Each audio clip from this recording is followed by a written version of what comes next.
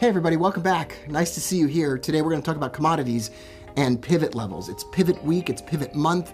I'm all about automation. I'm loving the comments that are coming through. I'm wearing the same shirt every day this week. I don't care, it doesn't matter to me. I just love these pivot levels.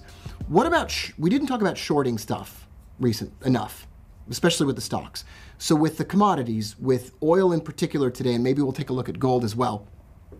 In this two-part playlist, what I want to do is look at commodities. Everything you learn here is going to apply to stocks. It's going to apply to Forex. It's also going to apply to these commodities. I want to look at stop losses and additional profit targets when you're trading this system. As you know, if you watched on Monday's video, what we've been talking about is selling when price breaks through S2 and buying if price breaks through R2. Of course, you have to have a little bit of a preconceived notion about whether you like buying or selling the particular financial instrument. Let's take a look at that fib retracement profit target setup method that we talked about yesterday. Let's say that you traded, that you sold oil, you shorted it, oil futures, on a breakthrough S2. And we talked about, well, we would do a fib retracement from the previous day's low to the previous day's high, because we're selling. And it doesn't have to be the previous days, it could be the last couple of days.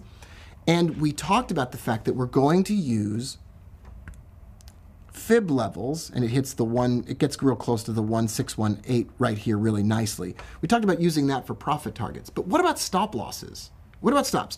Well, the first thing that I want you to consider is you could use a stop loss directly back above S2. But what I would recommend that you do is use a fib level. In this case, the nearest fib level was a 76 fib level. I know some of these aren't real fib numbers, and we don't have to have an argument about fibs, but these are just the fib levels that come standard with the platform that I'm looking at. Then we can go back in time, and we could say, well, let's look at another example of something hitting S2 again, shorting it. So it breaks through S2 right here. I haven't looked at this chart at all with this methodology. This is the first time I'm looking at this. So what we're literally doing in real time is seeing how well this works.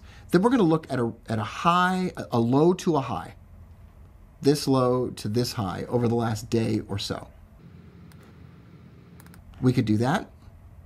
We could also, if we want, do this all the way back here a day before. I like going back into the previous day. I like going back into yesterday. And check this out.